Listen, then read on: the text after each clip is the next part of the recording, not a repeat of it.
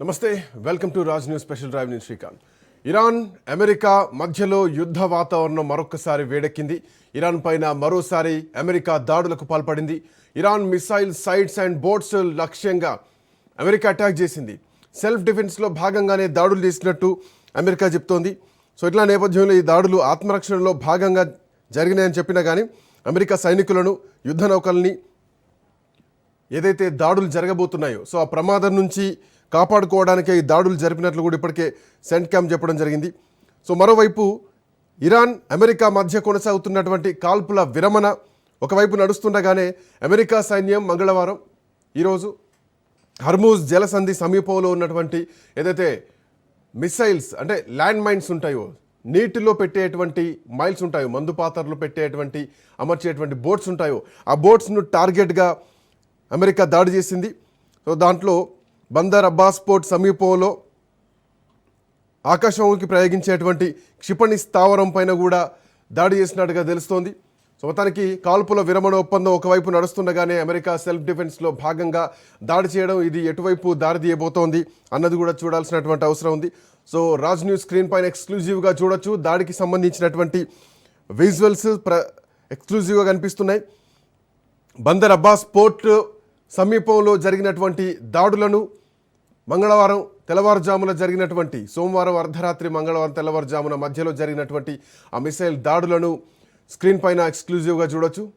Right, మాట్లాడదాం ఇదే అంశం పైన. మనతో పాటు బండారు రామ్మోహన్ రావు గారు కూడా జాయిన్ అవుతున్నారు. రామ్మోహన్ రావు గారు నమస్తే. సో ఒక క్షిపణి స్థావరం పైన టార్గెట్గా ప్లస్ బోట్స్ ఏవైతే ఉన్నాయో సో బోట్స్ టార్గెట్గానే ఈ పడవలను లక్ష్యంగా చేసుకొని అమెరికా మళ్ళీ దాడులు చేసింది. ఓవైపు కాల్పుల విరమణ ఒప్పందం నడుస్తోంది, ఇంకోవైపు భారత్ పర్యటనలో ఉన్నటువంటి మార్కో రూబియో కొన్ని గంటల్లోనే ఒక స్పష్టమైన సందేశం వస్తుంది. సో అంత శాంతియుతమైనటువంటి వాతావరణం నెలకొనేటువంటి అవకాశం ఉంది, హర్మూజ్ ఓపెన్ అయ్యేటువంటి ఛాన్సెస్ ఉన్నాయి అని చేసిన కామెంట్స్ కొద్ది గంటల తర్వాత ఈ పరిణామాన్ని ఎట్లా చూడొచ్చు, అమెరికా చర్యలను ఎట్లా చూడొచ్చు, ఇరాన్ రియాక్షన్ ఎట్లా ఉండొచ్చు? శ్రీకాంత్ గారు, మీకు అట్లాగే రాజ్ న్యూస్ ప్రేక్షకులకు నమస్కారం. నమస్తే అండి. మీరు అన్నట్టే మార్క్ రూబియో వాటి చివరి రోజు వాళ్ళ పర్యటన అది మనకు ఇండియాలో. అవును, మన రాగానే ఒక శుభవార్త చెప్తాను నేను అతి త్వరలో. నా నోటి కంటే మన ట్రంప్ గారి నోటి వెంట వస్తుంది ఆ శుభవార్త, మీ అందరికీ తెలుసు అనుకుంటూ నమ్మకర్పంగా మాట్లాడుతూ వైట్ హౌస్ నుంచి వస్తుందని చెప్పారు. కనుక అది ఇవాళ వస్తుంది అనుకుంటే దురదృష్టం ఏంటంటే మంగళవారం నడుగుది వాళ్ళ తెల్లవారుజామునే అమెరికాలో మరి ఇరాన్ నౌకల్ని పుంచివేసే సంఘటన జరిగింది. దానికి కారణం రెండు అనుకుంటున్నాను నేను. అంటే చడి చప్పుడు లేకుండా సందట్లో సడన్ ఇలాగే కాల్పుల విరమణ ఒప్పందం నడుస్తూనే ఉంటుంది. దోహాలో వరకు ఖతార్ రాజధాని దోహాలో మరి అమెరికా ఇరాన్ నాయకుల మధ్యన, అధికారుల మధ్యన చర్చ జరుగుతున్న సందర్భంలో, విదేశకు వస్తున్న సందర్భంలో మరి ఇటుపక్క ఎవరి పని వాళ్ళు చేసుకుంటున్నట్టు మనకు అర్థమవుతుంది కదా. అంటే అమెరికా తన నిఘా నేత్రాన్ని ఉంచింది, ఇరాన్ ఏం చేస్తుందో గమనిస్తుంది. ఇరాన్ కూడా అమెరికా నిఘా నేత్రాలు తప్పించేమని చేద్దాం అనుకో ల్యాండ్ మైన్స్ పెట్టడం చేస్తుంది కదా. అవును, అంటే మనకు ఒక రకమైన లక్ ద్వీపం అది. మనకు వాళ్ళకు ఆ ద్వీపం దగ్గరలో వాళ్ళ కింద ల్యాండ్ మైన్స్ ఎట్లా పెడతారో సీ మైన్స్ పెట్టడానికి ప్రయత్నం చేస్తున్నారు. అంటే ఎవరి పనిలో వాళ్ళు ఉన్నారు. యుద్ధం పైకి ముగిస్తున్నాడు కనిపించినా అంతర్యుద్ధం కొనసాగుతున్నట్టు లెక్క. తుఫాను ముందు ప్రశాంతత లాగా ఉన్న పరిస్థితులలో ఎవరు తమ వ్యూహాలను పదును పెడుతూ ఎదుటివారి దాడులను ఊహిస్తూనే చేసే ప్రయత్నం చేస్తుంది. కనుక కనీసం ఈ రోజు ఒక్కరోజన్నా అవుతే బాగుండేది అమెరికా అంటున్నారు. అంటే అమెరికా అధ్యక్షుడు ఎప్పుడు ఆగింది ఇంకా? ఇప్పుడు చూడండి, ప్రతిసారి చర్చలు వచ్చిన ప్రతిసారి చర్చలు ఇట్లా జరగాలి, మేము నియంత్రణ జరగాలి, రకరకాలుగా మాట్లాడేవాడు. ఇప్పుడు చేతలు కూడా చూపించాడు. చూసాం, పాకిస్తాన్ లో మొదటి విడత 21 గంటల పాటు చర్చల్లో అదే జరిగింది. అటు చర్చలకు వైస్ ప్రెసిడెంట్ పంపించాడు, ఆయన ఇష్టమైన మాటలు మాట్లాడు. అంటే మాటలతో యుద్ధం అంటే రెచ్చగొట్టే యుద్ధం మొదలుపెట్టాడు. తర్వాత రెండోసారి చర్చలకు పోకముందే మరి వైస్ ప్రెసిడెంట్ వెనక్కి పిలిపించారు, అవసరం లేదు, పోవాల్సిన అవసరం లేదని చెప్పి.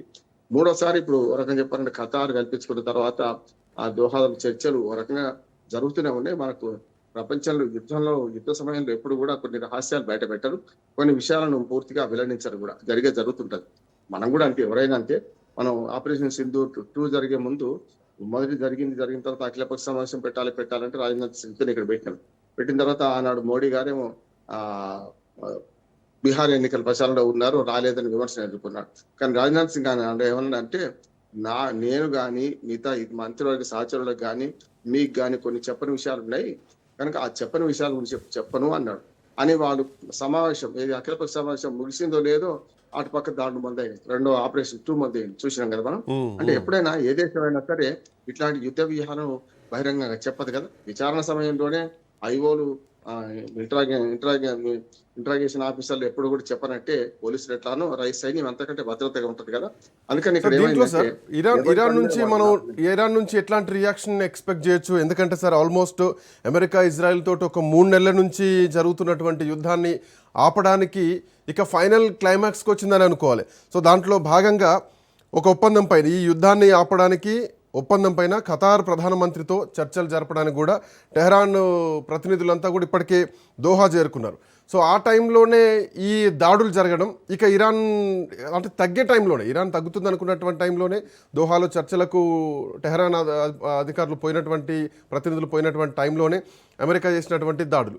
సో ఇప్పుడు ఇరాన్ నెక్స్ట్ స్టెప్ ఎట్లా ఉండొచ్చు? అంటే ఇప్పుడు అమెరికా దాడులనే మనం ఇది చూస్తున్నాం. అంటే చేసిన తప్పు ఎవరు చూడాలి, కోసిన ముక్క అందరూ చూస్తారని ఒక సామెత. కనుక ఇరాన్ లైన్ సీమెన్స్ పెట్టడం తప్పే కదా. అంటే ఒక రకం చెప్పాలంటే ఎవరికి వాళ్ళు చూసుకుంటే అమెరికా తన జాగ్రత్త తను ఉంటది కదా అంటున్నాను. అంటే అక్కడ చర్చలే, కానీ నేను చేసే పని చేస్తా అని ఇరాన్ అనుకుంటుంటే అమెరికా చూస్తూ ఊరుకోదు కదా. ఇప్పుడు కరెక్ట్ యువతలనేమో అమెరికా హర్మోజ్ జలసంధి యువతలో అమెరికా కాపలా కాస్తుంది. లోపల వాళ్ళు కడప దగ్గర వీళ్ళు, కడప లోపల వాళ్ళు ఉన్నారు అంతే కదా. మన హర్మోజ్ జలసంధి కడప అనుకుంటే ఆంక్షలు విధించిన మన ఎవరైతే ఇరాన్ స్వాధీన ప్రాంతం ఉందో అక్కడనే వాళ్ళు ఉన్నారు. దాన్ని దాటి వచ్చి మనిషి భౌగోళికంగా చూస్తే లర్క్ ద్వీపం ఎక్కడ ఉందంటే దాన్ని దాటి వచ్చి ఏది అమెరికా సైన్యం నీడలో ఉన్న ప్రాంతంలో మన సీ మైన్స్ పెట్టే ప్రయత్నం చేశారు వీళ్ళు ఇరాన్ వాళ్ళు. అది సమస్య కదా అంటున్నాను నేను. అందుకనే చర్చలు మా పని మాదే అని రెండు దేశాలు అనుకుంటే మధ్యన ఎవడు మన మౌన ప్రేక్షకులు మిగిలిపోతారు. ఖతార్ కదా, ఖతార్ చర్చలే పిలిచి కూర్చుని పెట్టి ప్రధానమంత్రి స్థాయిలో మాట్లాడదాం మన పరిస్థితి ఉన్నప్పుడు వీళ్ళు చేసి పిచ్చి పనుల వల్ల చర్చలు అయిపోతాయి కదా. గతంలో మన పాకిస్తాన్ లో అదే జరిగింది. పాకిస్తాన్ లో మధ్యవర్తి తప్పు చేశాడు, ఇక్కడ ఇరు దేశాలు తప్పు చేసినాయి అంటున్నాను. నేను స్పష్టంగా చెప్తున్నాను, ఇరాన్ ఎంత మన అమెరికాది ఎంత తప్పు ఉందో ఇరాన్ కూడా అంతే తప్పు అంటున్నాడు. ఇప్పుడు వాళ్ళు సీ మైన్స్ పెట్టే ప్రయత్నం ఎందుకు చేయాలి చెప్పండి కదా. ఏమంటున్నా అంటే ఇరాన్ కూడా తక్కువేంది ఇల్లే. అమెరికా మొండివాడు, అమెరికా అగ్రదేశం అనుకుంటే అంతకంటే మొండివాడు వీడు, రాజు కంటే మొండివాడు బలవంతుడు అన్నట్టు ఇరాన్ కూడా తన తప్పులు తాను చేస్తూనే ఉన్నది అంటున్నాను. ఇద్దరిని మనం సమాన దూరంలో పెడుతున్నాం కనుక బతికిపోతున్నాం. కానీ లేకపోతే ఏమాత్రం కొంచెం పాసంగా చూపెట్టినా ఇరాన్ వైపు బండి అని మన దేశంలో కూడా చాలా డిమాండ్స్ వచ్చినాయి. మనకి అమెరికాకు వ్యతిరేకంగా ఇరాన్ వాటిలో మనం అనుసరించాలి, ఇరాన్ ను అనుసరించాలి. ఇప్పుడు ఇట్లాంటి తప్పులు చేసినప్పుడు మనం కూడా సమర్థించడానికి పరిస్థితి వస్తుంది కదా. కనుక బట్ సార్ ఈ పోర్టు దాడి తర్వాత ఎట్లాంటి పరిణామాలు? ఎందుకంటే హర్మూజ్ జలసంధిలో ఈ బందర్ అబ్బాస్ పోర్టే చాలా కీలకం అని చెప్పాలి. ఇక్కడ నుంచే పెద్ద ఎత్తున ఎక్కువ ట్రాన్స్పోర్టేషన్ జరుగుతూ ఉంటుంది. సో ఈ పోర్టు పైన ఇప్పుడు దాడి జరిగింది. సో దీంతో అమెరికా హర్మూజ్ మాదే అని చెప్పేటువంటి సందేశం ఏమైనా ఇస్తుంది అనుకోవచ్చా ఇండైరెక్ట్ గా? ఎట్లా చూడొచ్చు? ఇప్పటికీ అమెరికా తగ్గింది శ్రీకాంత్. మీరు చూడండి, మన రియాక్టర్ల గురించి కానీ లేకుంటే శుద్ధి చేసిన మనకు అణు పదార్థాలు కానీ వాటి గురించి ఇప్పుడు మాట్లాడడం ఆఫ్టర్ ఈ సంధి కుదిరిన తర్వాత 60 రోజులు మాట్లాడతాన్ని వాయిదా వేసింది కదా. ఒక రకంగా చెప్పానంటే అసలు మీ మొత్తం అంతా మాకు ఇచ్చేయాలి, మాకు ఆ శుద్ధి చేయది అది అంటే 70% అయింది, 90% అయితే మనకు అణ్వాయుధాలు తయారవుతాయి. ఇంకా 20% ఆగి ఉన్నాయి. ఆ 70% చేసిన శుద్ధి చేసిన యురేనియం ను మాకు అప్పచెప్పని డిమాండ్ ఇప్పటిదాకా అమెరికా. వాళ్ళు ఏమన్నారు, మీకైతే అప్పచెప్పం, అవసరమైతే రష్యాకి అప్పచెప్తాం కానీ మీకు అప్పచెప్పని ఇరాన్ అంటుంది.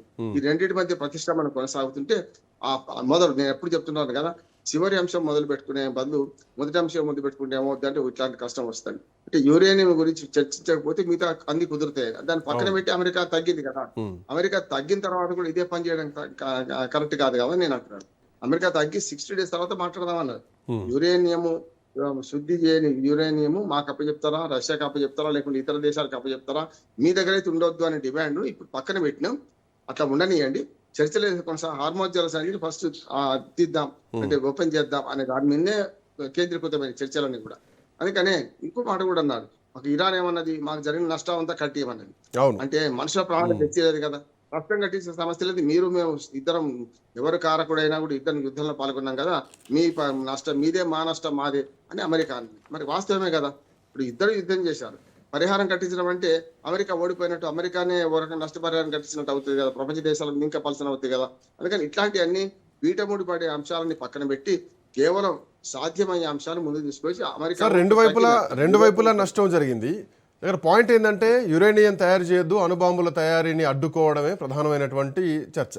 దాంట్లో భాగంగానే అయతుల్లా ఖమేనీని చంపిన మొదలు ఈరోజు హర్మూజ్ జలసంధి దిగ్బంధం వరకు వచ్చింది. సో అనుకున్న లక్ష్యం ఒకటి, జరుగుతున్నటువంటి పరిణామాలు ఒకటి. బట్ ఇక్కడ ఇంకొక పాయింట్ ఏంటంటే ఒబామా లాంటి ఒప్పందం ఎందుకు ట్రంప్ చేసుకోలేకపోతున్నారు? ఒబామా యుద్ధం లేకుండా, మధ్యప్రాచ్యంలో ఎట్లాంటి యుద్ధ వాతావరణం లేకుండా, సో ఒక చర్చల ద్వారా యురేనియం ఆపాలి, తయారీ ఆపాలని చెప్పేసి ఒబామా చేసుకున్నటువంటి ఒప్పందం, నేను ఇప్పుడు ఆ విధంగా నేను చేయను, ఒబామా ఒప్పందాన్ని నేను ఒప్పుకోనని చెప్పేసి ఇప్పుడు ట్రంప్ మాట్లాడుతున్నారు. అంటే ఎవరు యుద్ధం లేకుండా రెండు దేశాల మధ్య చర్చలతో ముందుకెళ్లారు, ఎవరు యుద్ధం చేస్తూ డిమాండెడ్గా ముందుకెళ్తున్నారు అనుకోవాలా? అమెరికానే తప్పు. అమెరికా యుద్ధం ప్రారంభించడం అంత బుద్ధి తక్కువతోనే అమెరికాది అంతకన్నా ఏం లేదు. ఎందుకంటే మీరు అన్నట్టు 2018 అంటే 2016 నవంబర్లో ఎన్నికలు జరిగినాయి. 2017 జనవరి 20 నుంచి ఆయన ప్రమాణ స్వీకారం చేసిండు. 2018లో ఏకపక్షంగా మన అణు రియాక్టర్ల గురించి వీటి గురించి ఒప్పందం రద్దు చేసుకుంది ఏకపక్షంగా అమెరికా కదా. ఇదే ట్రంప్ మొదటిసారి ట్రంప్ వాళ్ళు మన ఫస్ట్ టైం ఎన్నికైనప్పుడే 2018లో ఇరాన్ తోని ఒప్పందం రద్దు చేసుకుంది ఆయనే. మళ్ళీ రెండోసారి ఎన్నికైన తర్వాత ఒప్పందం పునరుద్ధరించుకుందామంటే మీ ఇష్టం ఉన్నట్టు 5 రోజులతో మీ ఇష్టం ఉన్నట్టు వస్తారా అని అమెరికా ఇరాన్ అన్నది కదా. అసలు వివాదం అక్కడి నుంచి వచ్చింది. మీ ఇష్టం ఉన్నప్పుడు అణు ఒప్పందం నుంచి ఎందుకు తప్పుకున్నారు? మీరే కదా మళ్ళీ ప్రధానమంత్రి మళ్ళీ అధ్యక్షుడు అయింది. మళ్ళీ మీ హయాంలో మీరు చస్తారా, ఒప్పుకుంటారా, చేస్తారా అని ఎట్లా డిమాండ్ చేస్తారని ఇరాన్ ఎదురు తిరిగింది. దానివల్ల వచ్చిన సమస్య. ఇంకోటి ఏంటంటే ఇప్పుడు అమెరికా చెప్పు చేతుల్లో ఇరాన్ ఉండాలని కోరుకుంటుంది. ఇరాన్ 50% ఉండనంటుంది. సమస్య ఇప్పటికి కూడా మనకు అణ్వాయుధం తయారు చేసే శక్తి సంతరించుకుందా లేదా, లేకుండా దానికి సంబంధించి యురేనియం 70% శుద్ధి అయిన యురేనియం ఎక్కడ ఉంది ఇప్పటికి కూడా పట్టుకోలేకపోతుంది. ఉందని ఆరోపిస్తుంది అమెరికా, కానీ ఉన్నదా లేదా అని ఖచ్చితంగా నిరూపించలేని పరిస్థితి ఉంది కదా. ఎక్కడ దాచిందో తెలియదు. చాలా బంకర్లు ఉన్నాయి, రకరకాలుగా వాళ్ళు దాస్తున్నారు. కొన్నిసార్లు ప్లేస్ తప్పించి ఇంకో చోటు కూడా రవాణా చేస్తున్నట్టున్నది. కనుక వాళ్ళు ఇప్పటికే దేశం దాటించారా, దేశంలోనే ఉందా, ఇవన్నీ మనకు తెలియదు కదా. ఎంత అంటే దీంట్లో 500 కిలోలు ట్రంప్ వ్యవహారం కూడా కొంత ఏకపక్షంగానే కనిపిస్తోంది. ట్రంప్ ఏ దేశంతో చూసినా ఒక రకమైనటువంటి శత్రుత్వాన్ని, ఒక రకమైనటువంటి ఆధిపత్యాన్ని చూపిస్తున్నారు. ఈవెన్ ఈ మధ్యవర్తిత్వం విషయంలో కూడా అక్కడికి రానటువంటి పాకిస్తాన్ని మధ్యవర్తిత్వం చేసి ట్రంప్ చేసినట్టే, దాంట్లో పెద్దగా పాకిస్తాన్ మనం ఇన్వాల్వ్ చేసి పాకిస్తాన్ పెద్దరికం చేయాల్సినటువంటి అవసరం లేదు. ఇరాన్ భారత్ నమ్మినంత పాకిస్తాన్ ఎట్టి పరిస్థితుల్లో నమ్మదు. ఈవెన్ ఇరాన్ కొన్ని క్షిపణుల మీద కూడా థ్యాంక్స్ టు ఇండియా అని చెప్పేసి ఆ క్షిపణ ప్రయోగాలు కూడా చేసినటువంటి విజువల్స్ బయటకు వచ్చినాయి. But what I'm saying, Trump ఆధిపత్య ధోరణి కనిపిస్తోందా? మళ్ళీ నేను ఎందుకు ఒబామాని ఎగ్జాంపుల్ తీసుకుంటున్నా అంటే, ఇదే ఇరాన్కి సంబంధించినటువంటి యురేనియం నిల్వలకు సంబంధించి, తయారీకి సంబంధించినటువంటి విషయంలో ఆ రోజు ఒబామా ప్రభుత్వం బ్రిటన్, ఫ్రాన్స్, జర్మనీ, రష్యా, చైనాతో పాటు ఇరాన్ను కలిసి ఒప్పందం కుదుర్చుకున్నాయి ఇన్ని దేశాల మధ్యవర్తిత్వంలో. సో ఇప్పుడు ఎందుకు అమెరికా మరి ఆ విధంగా మిగతా దేశాలను పిలవలేకపోతున్నాడు అంటే, ఆయన కిరీటం పడిపోద్ది అనుకుంటున్నారా, ఆయనే సుప్రీం అనుకుంటున్నారా? ఆ ఉద్దేశంతో ఎవరిని ఇందులో ఇన్వాల్వ్ చేయకుండా మొండిపోకడ, ఒంటెత్తుపోకడ పోతున్నారు అనుకోవచ్చా? ఉలిపిరి అందరిది ఒకే దారి, ఉలిపిరి పెట్టేది మరో దారి అన్నట్టు. ఇప్పుడు ట్రంప్ కు ఒబామాకు అసలు పోలికే లేదు. ఒబామా చాలా మంచి డిప్లొమాట్. ఒక రకంగా నల్ల జాతీయుడు అయినా కూడా, ఆఫ్రికన్ జాతి నుంచి పుట్టినా కూడా అమెరికా ప్రజల మనల్ని చూరగొన్నారు, ఇంకా అవమానించారు. అమెరికా ప్రజలే ఒక రకంగా చెప్పారు, ఇటువంటి నాయకులందరూ కూడా ఒబామాను అవమానించారు. అయినా సరే అమెరికా నా దేశం అనుకొని ఆయన పనిచేసిండు, మిగతా దేశాలతో నాకు కలిసికట్టుకోలేదు. అందుకని అసలు ఒబామాకు ట్రంప్ కు ఆకాశానికి భూమికి ఉన్నంత తేడా ఉంటుందండి. భూమికి ఆకాశం ఉన్నంత తేడా ఉంటుంది, సమస్య లేదు. ఆయన అమెరికా ప్రెసిడెంట్, ఈయన అమెరికా ప్రెసిడెంట్. కానీ ట్రంప్ మాటలకు విలువ లేదు కదా. ట్రంప్ ఏది పడితే అది మాట్లాడతారు కదా, ఎప్పుడు పడితే ఏది మాట్లాడతారు కదా, సమస్య అక్కడ వస్తుంది. అందుకని మీరు అన్నట్టు పాకిస్తాన్ ఎంచుకోవడం ఎంత తప్పో, పాకిస్తాన్ లో చర్చలు జరుగుతుండగా మళ్ళీ దుందుడుకు మాటలతో రెచ్చగొట్టిండు కదా. అది కాక మధ్యవర్తిగా చేసిన పాకిస్తానే రెచ్చగొట్టింది, ఏది ఏమని ఇజ్రాయెల్ రెచ్చగొట్టింది కదా. పాకిస్తాన్ ఇజ్రాయెల్ మీద దుర్మార్గమైన మాట అంటే ఇజ్రాయెల్ వాళ్ళు హెచ్చరించారు, మీ మధ్యవర్తిత్వం పనికిరాదు, ఇజ్రాయెల్ తీవ్రవాద దేశం, అంటే మీరెంత తీవ్రవాద దేశం తెలుసా అని చెప్పి ఆసిఫ్ మునీర్ ను, అధ్యక్షుడు షహబాజ్ షరీఫ్ ను తూర్పారబెట్టింది ఇజ్రాయెల్. అంటే చర్చలు జరుగుతున్న కాలంలోనే ఇట్లాంటి మాటలు ఎవరు మాట్లాడారు? మధ్యవర్తి దేశం మాట్లాడింది. అందుకని ఇప్పుడు దోహాలో చర్చల కారణం ఏంటంటే, మెల్లగా ఇక్కడ షిఫ్ట్ అయింది, చర్చల వేదిక షిఫ్ట్ అయింది. దాని కారణం ఏంటంటే, దోహాలో మన ఖతార్ దేశంలో ఏ ప్రమాదం లేదు, ఇట్లాంటి పిచ్చి పిచ్చి చర్యలు లేరు పాకిస్తాన్ లాగా అనే దాంతోనే వాళ్ళు దోహా ఖతార్ ప్రభుత్వం ఇటు పక్కన అమెరికాకు, ఇటు పక్కన మన ఇరాన్ కూడా దగ్గర సంబంధాలు కలిగి ఉన్నది. ఒకటి. రెండోది, నష్టపోతున్న దేశం కూడా ఖతార్. ఓ రకంగా చెప్పాలంటే ఇటు పక్కన ఈ దాడుల వల్ల గల్ఫ్ దేశాల్లో ఖతార్ అయింది, ఒమాన్ కానీ, యూఏఈ కానీ, బహ్రెయిన్ కానీ, ఇవన్నీ నష్టపోతున్నాయి కదా. మీరు చేయంగా మేము నష్టపోతున్నాం, మేము ఏదో ఒప్పందం కుదిరిస్తాం, ఇప్పుడు యురేనియం గురించి మాట్లాడకండి అనే దాంతోనే కొంచెం ఒప్పందాలకు తీసుకొచ్చే ప్రయత్నం చేసింది. నేను చెప్పి ఇక్కడ రెండు చేతులు కలిస్తే చప్పట్లేస్తున్నాయి శ్రీకాంత్, సమస్య లేదంటున్నా. ఇరాన్ కూడా ఆ సీ మైన్స్ పెట్టడంలో లర్క్ ద్వీపం దగ్గర దాకా రావడం వల్ల వీళ్ళ కనుసన్నల్లోకి వచ్చింది, వీళ్ళ నిఘా నేతలలోకి వచ్చింది కనుక వీళ్ళు ధ్వంసం చేశారు. వీళ్ళ నిఘా నేతలు కాకుండా ఇప్పుడు హర్మోజ్ జలసంధిలో వాళ్ళు ఆపుకున్న ప్రాంతంలో వాళ్ళు ఏం చేసినా అమెరికా మాట్లాడకపోయారు. అమెరికా కనుక ఆ గీత లక్ష్మణ రేఖ దాటింది ఎవరు అంటే ఇరానే అంటున్నాడు. ఇప్పుడు ఇరాన్ ఆధీనంలో ఉన్నదానికి వీళ్ళు పోలే, లర్క్ ద్వీపం దాని యువతలు ఉంది, దాని యువతలకు వచ్చి వీళ్ళు దాడి చేసే ప్రయత్నం చేశారు. దానివల్ల ఏమైతే ల్యాండ్ మైన్స్ పెడితే సీ మైన్స్ పెడితే ఊరుకోరు కదా, చూస్తే ఊరుకోరు కదా. అంటే రేపు పొద్దున అమెరికా యుద్ధ విమానాల మీద దాడి చేయడానికే ఇవి పెట్టిండ్రు అనే ఆరోపణ అమెరికా చేస్తున్నారు. అందుకని ఇద్దరిని వాస్తవం ఈ రెండు చేతులు కలిస్తేనే సపోర్ట్ అవుతున్నాయి. ఇక్కడ ఎవరో ఒకరు కాదు. మీరు అన్నట్టు యుద్ధం మొదలుపెట్టింది అమెరికానే, నాశనం చేసిన అమెరికానే. 45 మంది ఒకే బంకలో ఉన్న వాళ్ళు పసిగట్టి 28 ఫిబ్రవరికి చంపింది అమెరికానే. యుద్ధం మొదలుపెట్టింది అమెరికా. కానీ ఇప్పుడు యుద్ధం నుంచి ఎట్లా వైదొలుగుదాం అని చూసే క్రమంలో వీళ్ళు రెచ్చగొట్ట చర్య ఇరాన్ కూడా చేస్తున్నట్టున్నారు. అమెరికా అధ్యక్షుడు ఎట్లాగో అనే తరహా అదే. కానీ ఇరాన్ కూడా యుద్ధం ఆగొద్దని ఆగానని ఎందుకు కోరుకోవట్లేదు, ఆగొద్దని ఎందుకు కోరుకుంటుంది అనేది కూడా పెద్ద ప్రశ్నార్థకం అంటున్నాను నేను. అంటే వాళ్ళు నష్టపోతున్నారు, ప్రపంచాన్ని నష్టపరుస్తున్నారు. మనలాంటి దేశంలో ఇవాళ గ్యాస్ కొరత వచ్చింది. ప్రపంచంలో చాలా 20-30 దేశాలు అయితే పూర్తిగా బాధపడుతున్నాయి కదా. రేపు పొద్దున మనకు ఇప్పుడు యుద్ధం మొదలు పెట్టింది అమెరికానే. 2018లో ఆ కూటమి నుంచి బయటకు వచ్చింది కూడా అమెరికానే. సో అమెరికా బయటకు వచ్చి కఠినమైనటువంటి ఆంక్షలు ఇరాన్ మీద పెట్టింది కాబట్టి ఇరాన్కు అమెరికాకు ట్రంప్ వచ్చినప్పటి నుంచి వాడివేడి నడుస్తుంది. ఆఖరికి ఖమేనీ అంతం వరకు వెళ్ళింది. బట్ అక్కడితో ఆగే పరిస్థితి కనిపించట్లేదు. ఈ వ్యవహారం ఇప్పుడు చూసినా కానీ శాంతి చర్చలు ఇప్పట్లో జరిగేటువంటి పరిణామాలు ఉన్నాయా, ఎట్లా చూడొచ్చు? ఆగిపోతుంది అని నేను అనుకుంటున్నాను. ఎందుకంటే ఇప్పుడు చర్చలు అయితే మొదలైనవి. ప్రధానమంత్రి స్వయంగా ఖతార్ ప్రధానమంత్రి పాడుకుంటున్నాడు కనుక ఇటువంటి రెచ్చగొట్టే చర్యలు కొంత అంతరాయం కలిసి అవరోధం కలుగుతుంది. కనుక దీని అసలే విషయం తీసుకోకుండా యుద్ధం ఆగాలనే లక్ష్యం ఉన్నప్పుడు ఇటువంటి చిన్న చిన్న విషయాలు పక్కకు పోతే అంటున్నాను నేను. యుద్ధం ఇప్పటికైనా ఖతార్లో ఏదైతే దోహాలో జరిగే చర్చలు సఫలమైతే అనుకుంటున్నాను. కొంతవరకు అమెరికా దిగి వచ్చింది, కొంతవరకు అనుభవానికి వచ్చింది కనుక ఇరాన్ కూడా దిగి వచ్చింది. ఇక్కడ ఉద్రిక్తతలని కంచి దగ్గర, అంటే ఉద్రిక్తతలని సముద్రం లోపల నడుస్తున్నాయి. వీళ్ళేమో భూమి మీద కూర్చొని చర్చలు చేస్తున్నారు. కనుక దీని ఒక భయపెట్టే శత్రువును భయపెట్టే ఉద్దేశంతో అమెరికా కాదు శత్రువు మేము భయపడము అనే ధీటుగా జవాబిస్తున్నారు ఇరాన్. ఈ రెండింటి మధ్యన ఖతార్ చర్చలు సఫలమైతే నేను అనుకుంటున్నాను. ఇవాళ కాకపోతే రేపు కాకపోతే ఎల్లుండి మార్కో రూబియో వట్టిగా మాట్లాడు కదా, అమెరికా విదేశాంగ మంత్రి వట్టిగా మాట్లాడు కదా. కనుక నా ఉద్దేశం అంటే కొద్దిగా ఈ ఉద్రిక్తతలు మళ్ళీ మొదలైనవి. చాలా వరకు ఏమైతే అంటే మధ్యవర్తిత్వం కూర్చున్నాక మనం జనరల్ ఊళ్ళో పంచాయతీలు చూస్తుంటాం. ఎవడో పెడుకుని ఒక మాట అంటాడు, దాంతో మొత్తం అసలు పంచాయతీ మొదలుకి వస్తుంటున్నాను నేను. అందుకని నేను సర్పంచ్ గా చాలా చూసి చిన్న చిన్న ఊళ్ళలోనే ఒక పంచాయతీ అంత ముడిపడి కాగితం రాసే కాడికి వచ్చినాక వాడు మాట్లాడతారు, దాంతో మొత్తం తిరగబడే సందర్భం ఉంది. ఇప్పుడు అదే అమెరికా చేసిన చర్య, అంతకుముందు ఇరాన్ చేసిన చర్య. అందుకనే కోసిన ముక్క అందరూ చూస్తున్నారు, చేసిన తప్పు ఎవరు చూస్తలేరు. చేసిన తప్పు మొదటి చేసింది అమెరికాని. కానీ ఇప్పుడు ఈ సంఘటనలో చూసుకుంటే ఇరాన్ తన ల్యాండ్ సీ మైన్స్ పెట్టే క్రమంలో తన పరిధిని దాటి వచ్చింది, దాంతో అమెరికా దాడి చేసింది. సో ప్రపంచ ఆర్థిక వ్యవస్థ ఇప్పటికే కుదేలైపోయింది సార్. ఇంకా భవిష్యత్తులో ఎట్లాంటి పరిణామాలు ఉంటాయో తెలియట్లేదు. సో ఇట్లాంటి సందర్భంలో ఇక శాంతి చర్చలు జరుగుతున్నాయి, ముగుస్తుందేమో. మార్కో రూబియో చెప్పినట్టు కొన్ని గంటల్లోనే గుడ్ న్యూస్ వినబోతున్నాం, అది 5,000 నుంచే వస్తుంది అన్నటువంటి టైంలోనే ఈ దాడులు కొంత ప్రమాద తీవ్రతను ఇంకా పెంచుతున్నట్టే కనిపిస్తుంది కదా ప్రపంచవ్యాప్తంగా. అవరోధం కలిగింది, ప్రమాద తీవ్రత పెంచింది. మీరు అన్నట్టు అవరోధం కూడా కలిగింది. అవును, అవరోధం కలిగితే దాన్ని అధిగమించే స్పీడ్ బ్రేకర్ అనుకోండి. ఇప్పుడు మనకు రోడ్డు మీద స్పీడ్ బ్రేకర్ వస్తుంది. సాఫీగా తాగుతున్నప్పుడు స్పీడ్ బ్రేకర్ అనుకోకుండా మనం గుద్దు అవుతాం, తర్వాత మళ్ళీ ముందుకు పోతుంటాం కదా. ఇది స్పీడ్ బ్రేకర్ లాంటిది. ఈ స్పీడ్ బ్రేకర్ ఇంకొకటి రాకుండా ఉండాలని చూసుకోవాల్సి, ఇంకోటి వచ్చినప్పుడు జాగ్రత్తగా ఉండాల్సిన బాధ్యత అయితే ఈ రెండు దేశాలకు ఉందని నేను అనుకుంటున్నాను. సో ఇప్పట్లో కనిపించేలా లేదు సార్. ఇప్పుడు అమెరికా కూడా మళ్ళీ కామెంట్ చేసింది, ఖచ్చితంగా తన దగ్గర ఉన్నటువంటి యురేనియం మొత్తాన్ని కూడా నాశనం చేయడానికి మేము సిద్ధంగా ఉన్నాం, లేదంటే అమెరికాకు అప్పగించాలి అన్నటువంటి డిమాండ్ కూడా పెడుతోంది. సో ఇరాన్తో యుద్ధం చేస్తే, ఇరాన్కు వార్నింగ్ ఇస్తే ఇరాన్ రియాక్షన్ ఎట్లా ఉంటుంది ఇప్పటికే మనం చూసాం.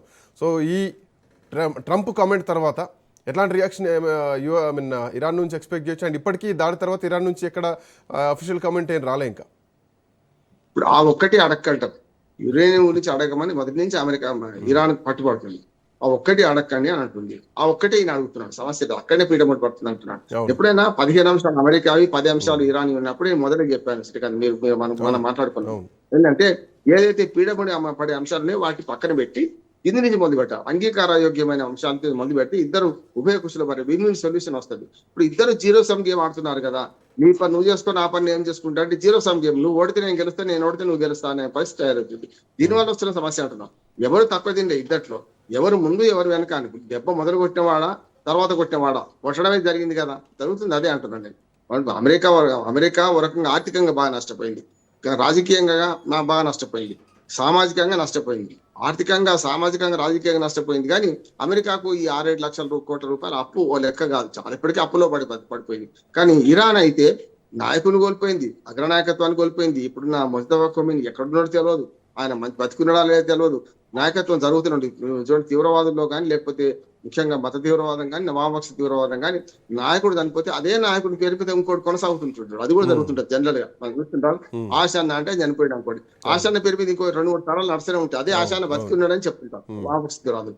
ఇక్కడ కూడా ఎంత అంటున్నాను, ఇక్కడ కూడా ఏంటంటే ముస్తఫా ఖొమైనీ ఉన్నాడా లేడా తెలియదు, కానీ ఆదేశాలు మాత్రం వస్తున్నాయి. అంటే ఏమన్నట్టు, ఆదేశాలు ఎవరైనా ఇచ్చినా సరే అదే పేరు మీద ఇస్తున్నారా అనేది కూడా ఉంటుంది. ఇరాన్ కూడా రహస్యంగా యుద్ధ నీతిలో నీతి తప్పింది అమెరికా, యుద్ధ రీతిని బాగా కొనసాగిస్తుంది, మార్చి కొనసాగిస్తుంది ఇరాన్. అంటే పెద్ద దేశంతో, పెద్ద శత్రువుతో యుద్ధం చేయాలంటే ఎలాంటి మెలకువ చేయాలి, ఎలాంటి దొంగ దెబ్బ తీయాలి, ఎలాంటి గెరిలా యుద్ధం చేయాలి అనే దాని మీద మాత్రం ఇరాన్ నుంచి అమెరికా ప్రపంచమంతా నేర్చుకోవాల్సిందే ఉంటుంది. మంచి చెడ్డ తర్వాత యుద్ధ రీతిని మార్చడంలో, ఎదుటి వాడిని ఎంత పెద్ద శత్రువునైనా కూడా దెబ్బతీయడంలో వాళ్ళు ఎంత మొండి వాళ్ళు అనడానికి నిరూపించుకోవడానికి ఇజ్రాయెల్ కూడా మించిపోయింది. ఇజ్రాయెల్కు ఉన్నదేమో ఐరన్ డ్రోమ్, ఇటు పక్కన మన అమెరికాకు ఉందేమో గోల్డెన్ డ్రోమ్. ఈ రెండింటిది అంటే ఇనుమును మన ఏమంటారు బంగారాన్ని కూడా ఛేదించే ఒక రకం పాదరసం లాగా యుద్ధం చేస్తుంది ఇరాన్ నేను అనుకుంటున్నాను. కానీ మిగతా దేశాలు ఏమైనా వచ్చేటువంటి అవకాశం ఉంటుందా సార్? ఎందుకంటే గతంలో 2020లో కూడా అబ్రహం ఒప్పందాల పైన అటు సౌదీ అరేబియా కానీ, యునైటెడ్ అరబ్ ఎమిరేట్స్ కానీ, Qatar, Pakistan, Egypt, Turkey, Bahrain లాంటి దేశాలన్నీ కూడా అందులో మధ్యవర్తిత్వం చేయడం జరిగింది కూటమిగా. సో అట్లాంటి పరిణామాలు ఇప్పుడు మిగతా దేశాలను ఏమైనా ఇన్వాల్వ్ చేసేటువంటి పరిణామాలు ఉంటాయా? మిగతా దేశాల నుంచి పోనీ ఒత్తిడి వచ్చేటువంటి ఛాన్స్ ఏమైనా ఉంటాయా? ఇప్పటికే అనుమానం అయినట్టు, ఇంకంటే మీరు చేయంగా మా దేశాలు నష్టపోతున్నాయి. ఇరాన్ ఏం చేసింది, అమెరికాను కొట్టలేదు, అంటే తన తెరువు వస్తే ఇక్కడ కొట్టగలిగింది. కానీ అమెరికా దేశం పోయేది కొట్టలేదు కదా, 4,500-6,000 కిలోమీటర్లు పోయి కొట్టలేదు కదా.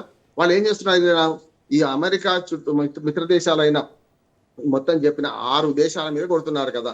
ఈ 6 దేశాలు ఏమంటున్నాయంటే, మమ్మల్ని ఎందుకు టార్గెట్ చేస్తున్నారు, మీరు ఇజ్రాయెల్ మీద చేసుకోండి, అమెరికా మీద చేసుకోండి అంటున్నారు. ఇరాన్ వాదన ఏమంటే, మీరు అమెరికా సైనిక స్థావరాలను మీ దేశంలో పెట్టుకున్నారు కనుక మీరు కూడా బాధ్యులే కదా, అమెరికా ఎక్కడి నుంచి దాడి చేస్తుంది, మీ స్థావరాల నుంచి దాడి చేస్తుంది మా మీద, కనుక మీ స్థావరాలను ధ్వంసం చేయడం పోతే మీ దేశంలో ఉన్న ఎయిర్పోర్ట్లు ధ్వంసం చేస్తాం, మీ పోర్టులను ధ్వంసం చేస్తామని ఇరాన్ ఖచ్చితంగా మండిపట్టు పట్టింది కదా. దాంతో ఇప్పుడు మీరు అన్న మిత్ర దేశాలన్నీ కూడా గల్ఫ్ యుద్ధం 1990-91 అయింది కదా, అప్పట్లాగా వీళ్ళు అమెరికా మీద ఒత్తిడి చేస్తారని. యాక్చువల్గా ఏంటంటే శత్రువు మిత్రుడు అన్నట్టు, అట్లాగే మిత్రుని శత్రువు ఎవడైతున్నాడో వాడిని గట్టిగా దెబ్బతీస్తే సరిపోద్ది అనుకున్నారు. ఇప్పుడు అయితే అమెరికాకు మద్దతు ఇస్తున్నాయి 6 దేశాల మీద దాడి చేయడంలో ఇరాను యుద్ధ రీతి వేరే అంటున్నాను. అంటే వీళ్ళు 6 దేశాలు పోయి అక్కడ అమెరికా మీద ఒత్తిడి చేస్తారు, యుద్ధం ఆగండి, మా మీద పడుతున్నారు వీళ్ళు ఇరాన్ వాళ్ళు అనే మాట వస్తుంది అంటున్నాను. ఇప్పుడు ఒకవేళ ఇరాన్ కు వ్యతిరేకంగా ఈ 6 దేశాలు దాడి చేసినాయి అనుకోండి, నష్టం ఇద్దరికి ఇటుపక్క అటుపక్క జరుగుతుంది, కానీ మళ్ళీ కోలుకోలేంత నష్టం జరుగుతుంది కదా. ఇప్పుడు ఉదాహరణగా చెప్పాలంటే, మనకు ఏదైతే మన చమురు వెలికి తీసే బావులు ఉంది అనుకోండి, బావులు ఒక 10 రోజులు ఆపితే చాలు పనికి రాకుండా పోతాయి. ఎప్పుడు ఇజ్రాయిల్ పాలస్తీనా వివాదం కూడా అంత ఈజీగా ఏం ఆగలేదు, అది ఇంకా కొనసాగుతూనే ఉంది ఆ వివాదం. సో దాంట్లో కూడా కొన్ని దేశాలు ఇజ్రాయిల్ లెబనాన్ మీద, ఇజ్రాయిల్ కూడా ఉప్పు నిప్పే కదా. అవును, లెబనాన్ మీద కూడా దాడులు చేస్తారు. ఇది కూడా అదే తరహా దాడుల్లోకి వెళ్తుంది అనుకోవచ్చా అట్లాంటి పరిణామాలకు? జరుగుతుంది అదే. కాకపోతే నా ఉద్దేశం అంటే, ఈ దోహాలు జరిగే చర్చలు ఏమైతున్నాయో కొంత నాకు ఆశయం అనిపిస్తుంది, అంటే కొంత మిగతా దేశాలు ఇన్వాల్వ్ అయినాయి అనుకుంటున్నాను. రష్యా చైనా కూడా ఇక జరిగేంత జరిగింది, లాగేంత లాగినాం, యుద్ధం ఆగితేనే మంచిది రష్యా చైనా కూడా అనుకుంటుందని నేను అంటాను. ఎందుకంటే రష్యాకు తన ప్రయోజనం నెరవేరింది. ఉక్రెయిన్ యుద్ధం అందరం మర్చిపోయినాం కదా శ్రీకాంత్ కదా, చూడండి మీరు, ఉక్రెయిన్ రష్యా యుద్ధం అందరం మర్చిపోయినాం, ఇప్పుడు దీనికి వచ్చింది కనుక తన మన రైట్ సార్. ఇప్పుడు ఏంటంటే రష్యా కూడా యుద్ధం ఆగాలని కోరి, చైనా కూడా యుద్ధం ఆగాలని కోరుకుంది. ఎందుకంటే చైనా కూడా తట్టుకోలేని ధరలు పెరిగిపోయినాయి కదా, అందరం బాధితులు. ఈ యుద్ధం వల్ల దాదాపు ప్రపంచ దేశాలు సగం కంటే ఎక్కువ దేశాలు బాధపడుతున్నాయి. కొంత అమెరికా లాంటి దేశం తన ఉత్పత్తి తనకే ఉంది కనుక తనకు ఆర్థికంగా యుద్ధం వల్ల నష్టపోయింది, కానీ చమురు వల్ల నష్టపోలేదు. కానీ చమురు ధరలు పెరిగినాయి, అదే అమెరికాలో కూడా 40% పెరిగినాయి కదా, 100 ఉంటే 140 రూపాయలు అయినాయి. ఇప్పుడు మనల్ని అమెరికా మీకు ఎంత కావాలంటే అంత ఇస్తామని అన్నా కానీ మనకి ఇరాన్ రష్యా ఇచ్చినటువంటి రేట్లలో మాత్రం అమెరికా ఇచ్చేటువంటి పరిస్థితులు ఉంటాయి కదా, అది డబ్బులు పెట్టి కొనాల్సినటువంటి అవసరం ఉంది. అట్లా చూసుకున్న దేశ ఆర్థిక వ్యవస్థ మొత్తం కూడా కుదేలవుద్ది. ఇస్తే కూడా మా ఇరాన్ నుంచి ఏమో ఇట్లా డైరెక్ట్ గా భోజనం చేసినట్టు, అమెరికా రాష్ట్రాలను తెచ్చుకుని ఇట్లా తిరిగి తెచ్చుకున్నట్టు అంటున్నాను నేను. Right, దూరభారము right, 6-7 తక్కువ తెచ్చుకున్నా కూడా నెల రోజుల పైన ఎక్కువ టైం పడుతుంది. ఇప్పుడు 20-25 రోజులు ఇక్కడ ఇరాన్ నుంచి మనకు వస్తే అక్కడ 45 రోజుల నుంచి 50 రోజులు పడుతుంది. రష్యా నుంచి తెచ్చుకుని అమెరికా నుంచి తెచ్చుకుని Right, దూరం right, కదా. right. మరి వాడు $60 ఇచ్చినా $120 మనకు తడిచి మోపడం అవుతుంది. ఆ రవాణా ఖర్చులు ఆ టైం అంతా తీసుకుంటే అంతే అవుతుంది. కనుక దాన్ని బట్టి మనకు రష్యా నుంచి $60 ఎందుకు ఇచ్చారు అప్పుడు అంటే, దూరభారం కనుక నౌక నడవడానికి ఇంధనం అవుతుంది, టైం పడుతుంది కనుక ఇచ్చారు. అందుకని ఇవన్నీ చూస్తే మనకు ఈ యుద్ధం అవుతుంది అని అనిపిస్తుంది నాకు. ఎందుకంటే Right. అందరూ ఎక్సైజ్ ఉన్నారు, కానీ ఈ దుందుడుకు చర్య అమెరికా ఇరాన్ ఇద్దరి దుందుడుకు చర్య వల్ల అసలుకే మోసం వస్తుందేమో అని ఒక అనుమానం ఇలా నాకు కూడా ఉంది. రైట్. చూద్దాం ఏం జరుగుతుందో. శుభవార్త వింటామా, ఇంతకన్నా దుర్మార్గమైన వార్త వింటామా, మన చేతిలో లేదంటున్నాను. Anyway thank you sir, thanks for joining. So భవిష్యత్తులో ఏం జరగబోతోంది, ఇరాన్ అమెరికా ఇజ్రాయెల్ యుద్ధం, ఇక చర్చలు శాంతియుత చర్చలు జరగబోతున్నాయి, దోహాలో ఇవాళ జరగబోతున్నాయి అనుకునేటువంటి టైంలోనే ఈరోజు తెల్లవారుజామున ఇరాన్ అబ్బాస్ ఓడరేవుపై జరిగినటువంటి దాడి ఏదైతుందో దీనిపైన ఇరాన్ రియాక్షన్ ఎట్లా ఉండబోతుంది. సో అమెరికా ఇప్పటికే దీనిపైన సీరియస్గా రెస్పాండ్ అవుతుంది. యురేనియం నిల్వల్ని హ్యాండ్ ఓవర్ చేయాలి, లేదంటే నాశనం చేయాలని చెప్పేసి. చూడాలి పరిణామాలు ఎటువైపు దారి తీయబోతున్నాయో. That's all for now. Next updates continue అయితే కీప్ వాచింగ్ రాజ్ న్యూస్.